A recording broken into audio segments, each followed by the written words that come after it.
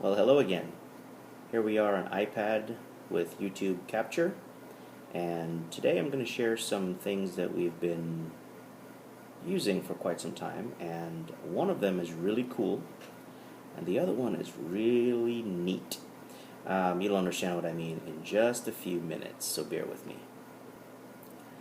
Again, the inspiration for this video is from watching all of you guys do the things you do on YouTube, and making comments on some of your videos and watching at little details on what you're doing and thinking, how can we help you, given that you're putting out all of this great information out there that we are benefiting from. Even though we haven't found our home boat yet, we are certainly benefiting from all of the quality productions that you are putting out there. So thank you for that. And with that said, let's get going. So a while back I mentioned to Alfie on his random spring cleaning day video that we use vinegar solution sometimes with dish soap to do a majority of our cleaning, and we have toddlers, as we've mentioned before, and this works really well. We used to use some Clorox for cleaning toilets and whatnot, but we've recently switched to a simply higher concentration of vinegar, and it does a really good job of both cleaning, disinfecting, and I should also say deodorizing. Also, I noticed on Curtis's video a while back that he was showing us his refrigerator, which is really a thermoelectric cooler that he's currently using on board his Westsail 32. And forgive me, Curtis, if you have another video that I haven't went into detail on explaining how that works, but we have purchased a thermoelectric cooler ourselves a while back because I've always been interested in these 12-volt refrigerators, which the manufacturer is very clear that it's not a refrigerator because there's no compressor and it cannot cool beyond 40 degrees depending on manufacturer. 40 degrees cooler than ambient temperature. So they're very clear in the advertising not to call them refrigerators, but they are thermoelectric coolers, which essentially is semiconductor material in a plate or several plates sandwiched together with high-speed, high-efficiency, essentially computer fans on both ends, one to circulate the hot air either on the outside or the inside, depending on your brand, and the other side to circulate the cool air, again, on inside or outside. And the reason I say that is because, for example, the brand Cooltron makes a thermoelectric cooler that's also a warmer. You just have to reverse the polarity. The one that we bought, I will show you in a minute, is the Igloo, which is solely a cooler. Also, as luck would have it, we just had a long trip in the car this past weekend, with the kids and foodstuffs and drinks and all of that fun stuff in the cooler. So it's nice and dirty, and I can show the vinegar solution cleaning that, as well as give you a quick overview of how the thermoelectric cooler works. So this is our 40 quart Igloo thermoelectric cooler. We just had a nice trip, like I said, and so here it is on the table. And hopefully the camera can pick up that smudge right there from probably one of the toddler's shoes banging on it. And there's a nice little sticker there that says make sure you pre-chill it for 3 hours before you use it. And here is your air intake and your exhaust, and this right here is your 12-volt plug. It's got a good 6-foot cord, and here you see your standard cigarette plug lighter with your little indicator switch that says it's working, and it says do not block the vents because you need good airflow. Like I said, it's thermoelectric sandwich and fans on either side, so you need good circulation. So you get good airflow. Nice seal right here. You open it up, and you can see she's pretty dirty from, little things getting stuck in there. Still feels cool to the touch. I just unplugged her.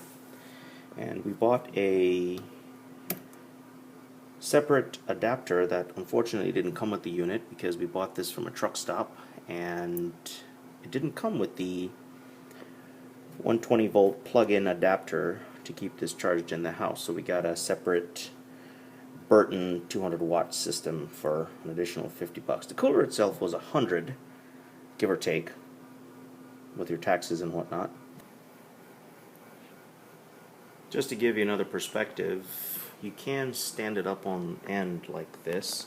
It's actually made to also do that, and then you can have a traditional fridge style.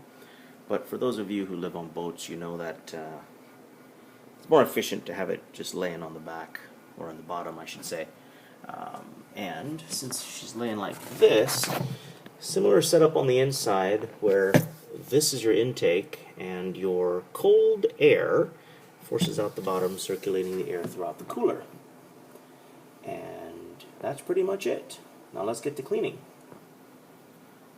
Now, this solution right here is pretty much vinegar, white distilled vinegar, in this bottle, right here.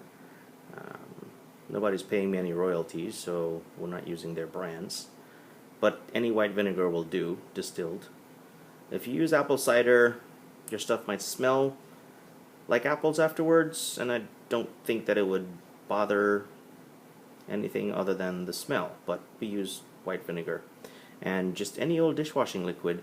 You don't have to use a dishwashing liquid, but it does help to clean glass and do some other things, and as long as you're not putting it on things that you're worried about residue, it usually works out okay. And with the concentration that we're using, even things that you would worry about streaking or discoloration, it tends to not have an issue. And then the majority is just straight old tap water. You can get distilled if you'd like, but straight old tap water would do. I typically use about 20% vinegar to water ratio. These fancy bottles come with graduations on them. Not this one obviously, but one of the other bottles we use has a graduation on it. I honestly just eyeball it. I throw about, yay much, which is way more than 20% of vinegar in there. Give it a couple of squirts of dishwashing liquid, and then fill her all the way up with tap water. Screw the top on, and we're in business. And then we're ready to clean. And realizing that our newer bottle obviously doesn't have the concentrations, here's the older one that we've had for a while, which has dilution ratios on there, so you can do 5-to-1, or 3-to-1, 2-to-1, or 1-to-1. I'll tell you, 5-to-1 is plenty strong for cleaning just about anything.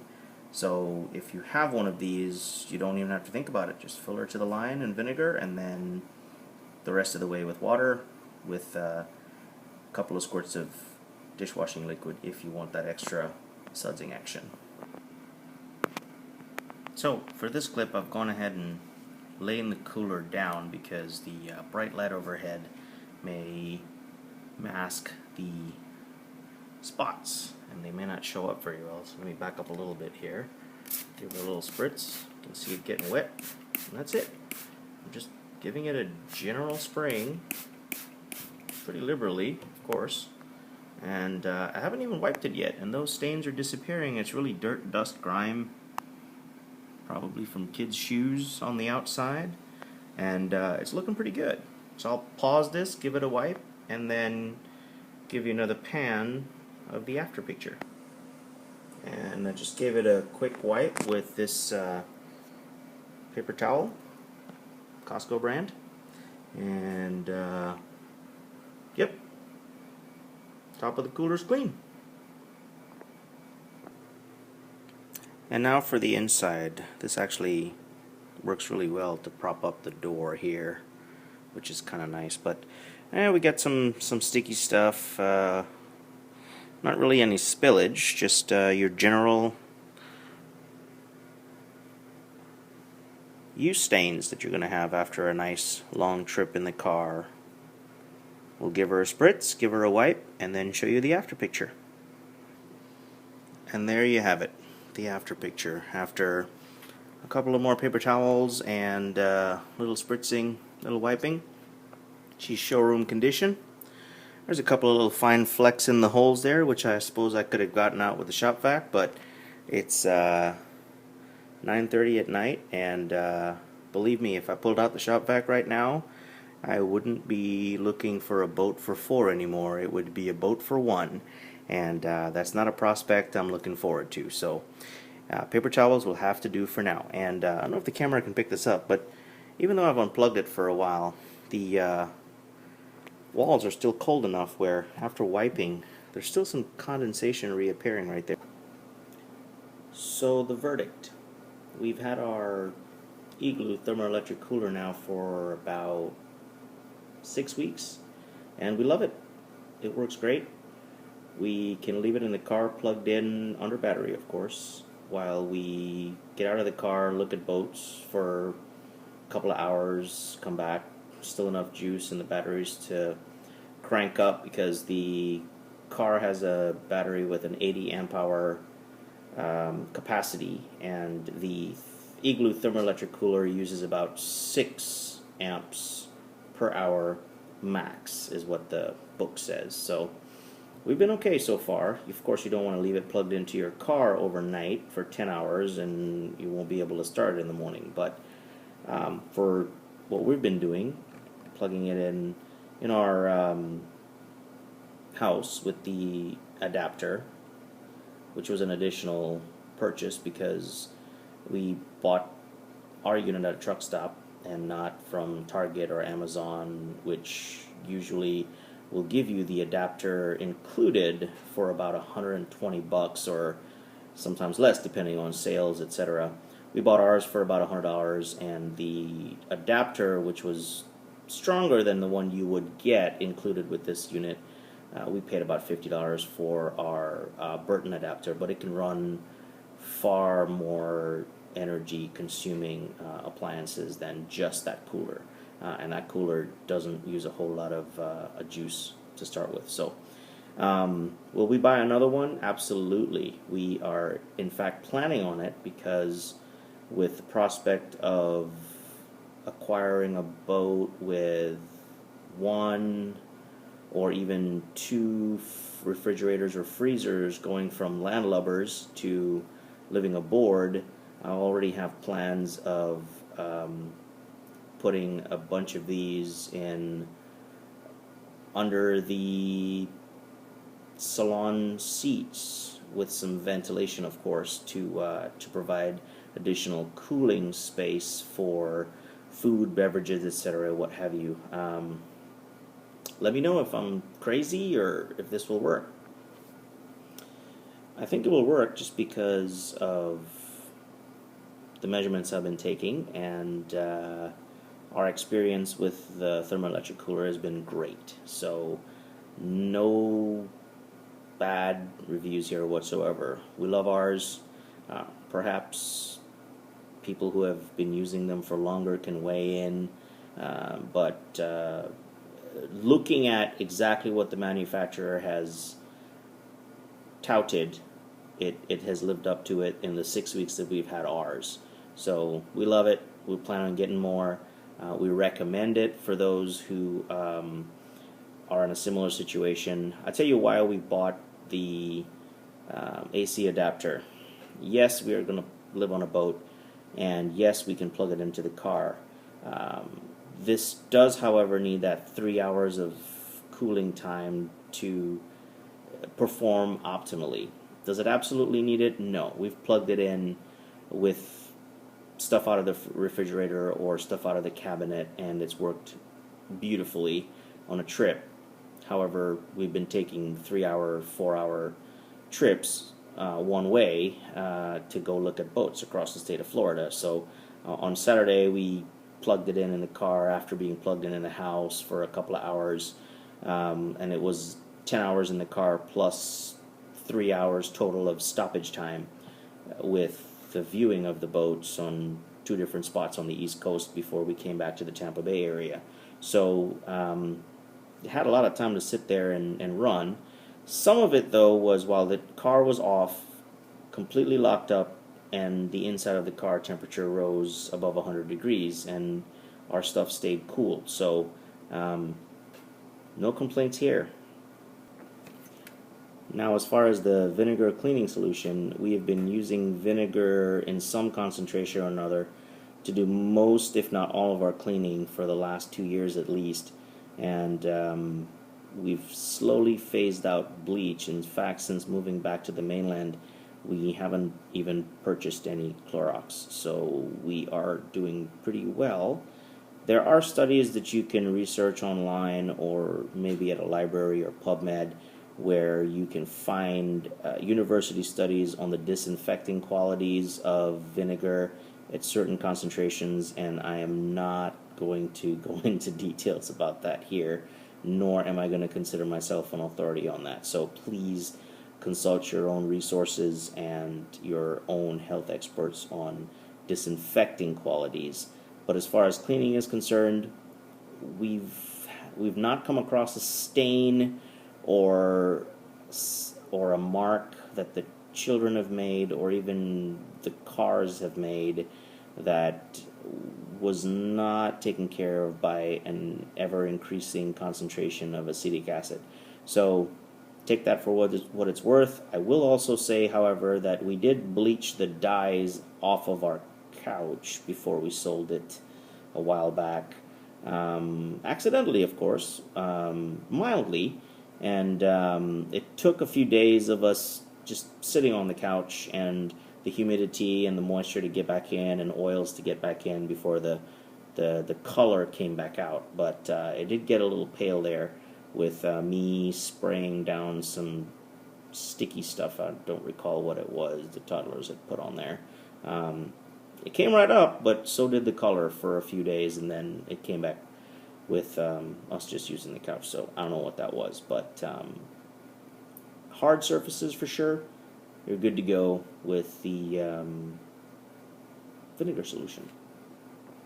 So that's it from us guys here in Florida. Again, if you have any great comments, let us know. If you have any suggestions, again, let us know. And we always welcome new friends on this great journey of ours, those with positive comments, that is. And thanks to those of you putting out great videos and great tips. We surely appreciate what you're doing.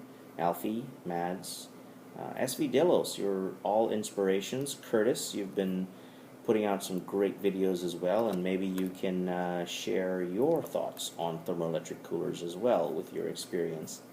And please share yours. We absolutely love ours and are looking forward to using our current one and many more on our sailing vessel yet to be determined. So again, from Florida, cheers and see you on the open seas.